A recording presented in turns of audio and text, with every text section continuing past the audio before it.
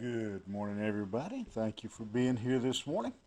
And if you want to follow along, we'll be in the 13th chapter of the book of Proverbs today as we continue along.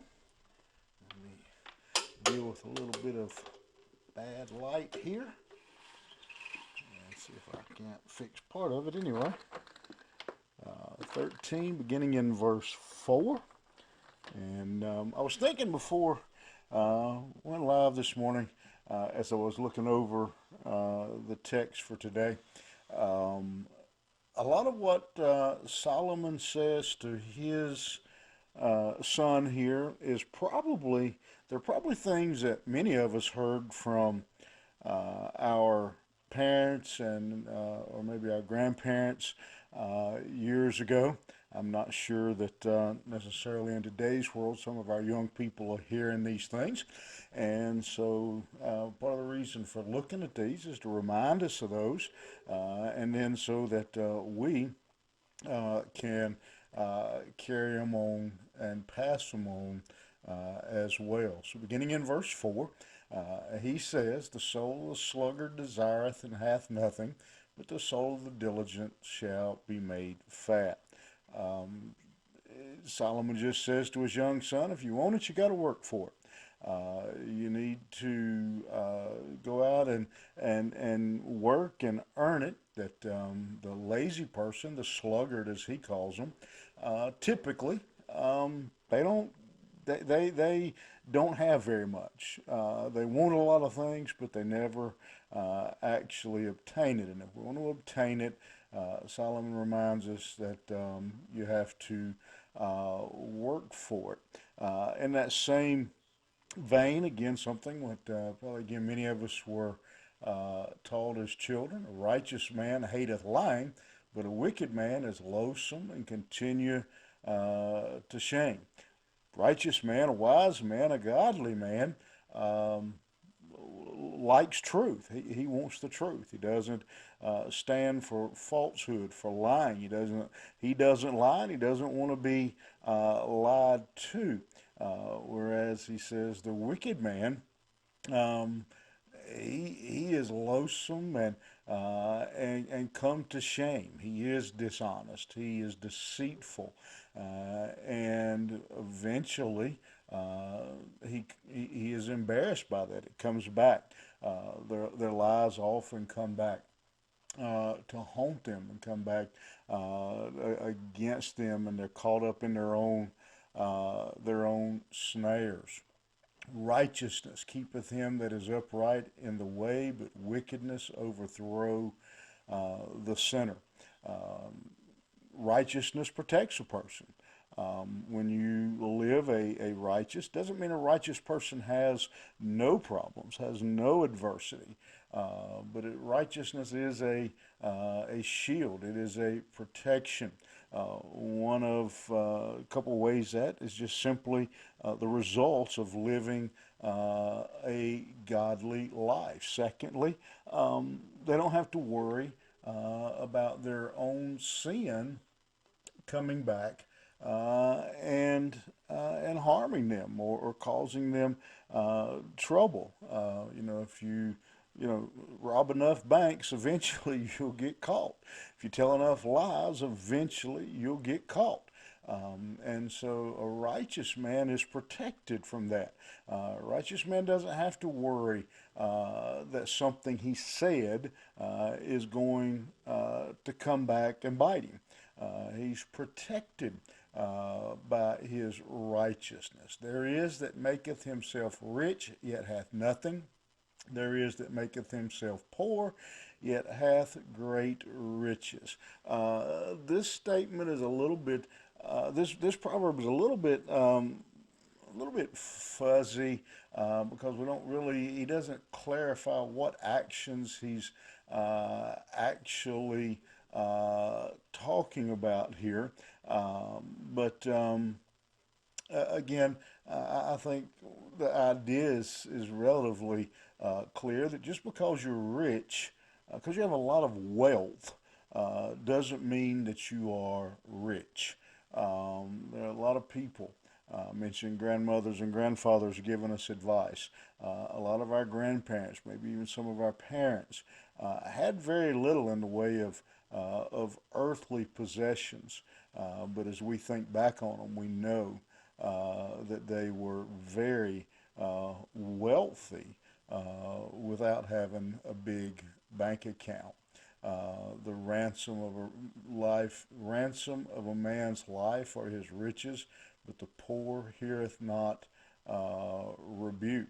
A wise man knows that riches can be trouble. Not necessarily, but many people. We've seen it. Again, you look at some of the statistics on lottery winners. There's some terrible statistics and terrible stories about people who have won these $1 million lotteries. There's stories of families who have been kidnapped and held hostage over their lottery money. There's stories of those who got the lottery money and went crazy. Just because you have wealth is you don't know, you're not necessarily going to be good. And it's an odd illustration that he uses here. He says if you're wealthy, you have the money to pay if somebody in your family's kidnapped, but a poor man doesn't have to worry about it because he knows his kids are not going to be kidnapped. He didn't have anything to ransom. So riches can be bad, and it can be a good thing not to have all the world's riches. The light of the righteous rejoiceth, but the lamp of the wicked shall be put out. Again, the righteous, he has a guiding light. He has something what guides him is Christ, where often the rich are guided, they're led by their next financial decision, business decision, those kinds of things. And so it often leads them into a difficult place. Only by pride cometh contention, but with the well advised is wisdom. The wealthy, he says, are often prideful. They won't listen. But the poor man, the wise man, not necessarily poor, but wise, he takes the wisdom that comes to him and puts that to use in his own life. Wealth gotten by vanity shall be diminished, but he that gathereth by labor shall increase. He says, money that we get by crook, by hook, by dishonesty. He says that usually doesn't last. And I mentioned the lottery a moment ago, and I don't know exactly the numbers off the top of my head, but I've read at several different places of those that win like the $1 million and more lotteries or file bankruptcy. It's like 90%, I think it is, file bankruptcy within about 5 years. This verse reminds me of a statement I've heard over and over that a man, if he's not smart enough to make $1 million, he's not smart enough to keep $1 million. A wise man, he says, he works, he earns, doesn't get it by stealing, doesn't get it by lying.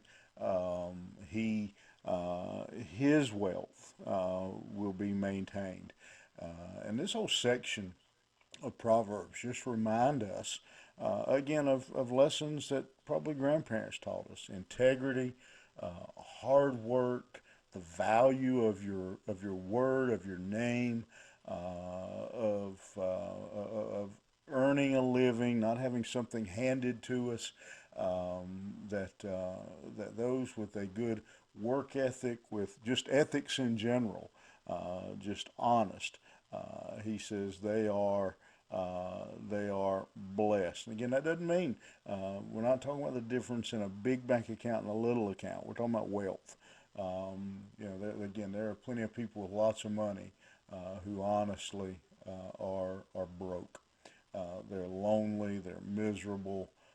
They're scared to death. They're going to lose, a dollar. I think about those that several years ago when the economy crashed were jumping out of buildings because their stock portfolio crashed.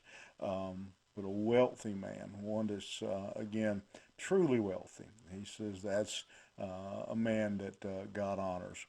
You think about that today and what you're pursuing, what it is that's important to us, and what really matters in life. You have a good day, and we'll see you back here tomorrow morning.